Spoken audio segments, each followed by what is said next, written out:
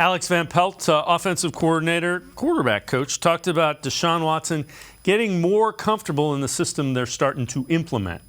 It's just his confidence in the system itself, understanding of what we're asking of him, and how to communicate at the line of scrimmage. Everything from protections to calling plays in the huddle, he's improved tenfold since this time last year. And then he made a throw today I haven't seen. It got hair stood up on my arm. He dotted a touchdown in the red zone that was really, really an impressive throw. So I mean, you've seen it all start to come together.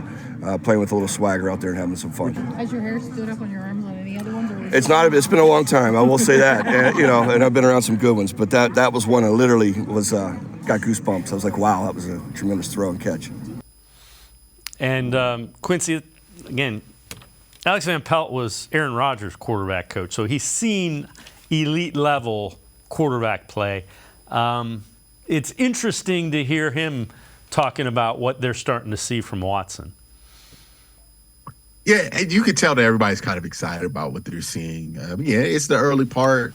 You just kind of want to make sure that they're hitting the plays that they're designed to hit right now. You're installing stuff, but you want to make sure that goes well and that you see the potential for him to look like the old Deshaun. And here's an important thing to remember for everybody who panicked about what Deshaun did or did not look like at the end of last year. Nothing that we saw indicated that he had physically deteriorated, right? Like, that's the difference between why I'm optimistic about him and not so optimistic about Russell Wilson, because he looks like he physically deteriorated. Like, you can look at things where he's not as fast here. The ball doesn't get as much zip here. It doesn't carry the same.